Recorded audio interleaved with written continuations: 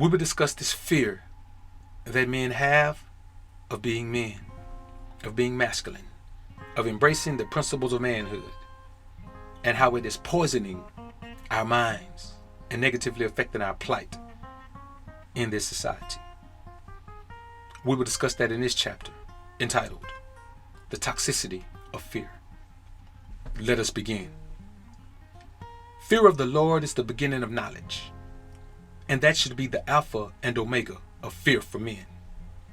Of course, this is not the case with the overwhelming majority of men, especially in westernized cultures. The compromise of masculinity and the principles of manhood is based on a healthy, or shall I say unhealthy, dose of good old-fashioned fear, mostly of the consequences of merely being viewed as a true man. Now let me clarify that I do understand the ramifications for and the intricacies of being labeled as a chauvinist or downplayer of women's perceived significance in this society. Be that as it may, I give no credence to the concept that we as men are better served by our fear of being masculine than by honoring and uplifting our right to be the same. You see, in shunning our own spiritual, mental, and physical makeup, we are saying to not only ourselves but the rest of the world that we as men in America no longer value the many benefits of our ingenuity, intellectual capacity, cognitive reasoning, or any of the other masculine character traits that have made our society one to be reckoned with, and more of a benefit than detriment to world development. And this is all a result of men's fear of the consequences for being labeled a man.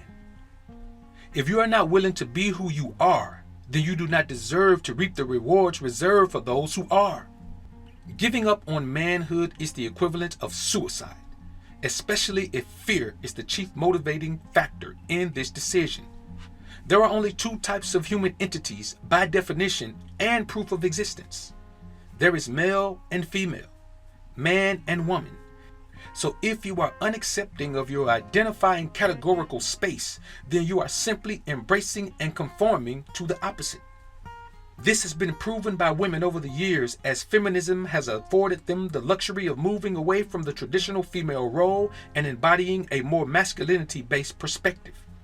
The difference being that while they are embracing what they perceive as the powerful position that men once dominated, men are on the contrary aligning themselves with the very same unrewardingly submissive, inferior role that women have fought their way out of by any means necessary. You see, the glaring issue is that men have willingly given up on the most desirable position without so much as a shouting match in defense of their right to maintain said position, while simultaneously accepting their societal demotion to the least desirable position with open arms. The most illogical aspect of the entire energy exchange is that women are owning and parading the exact same position of prestige and power that men are hightailing it away from at blazing speeds. It's as if men fear that masculinity is Sodom and Gomorrah, and turning back toward it will turn us all into a pillar of salt. Fear of the Lord is the beginning of knowledge, and that should be the alpha and omega of fear for men. I want to thank all of you for your support, but even more importantly, for your willingness to consume this information with an open mind.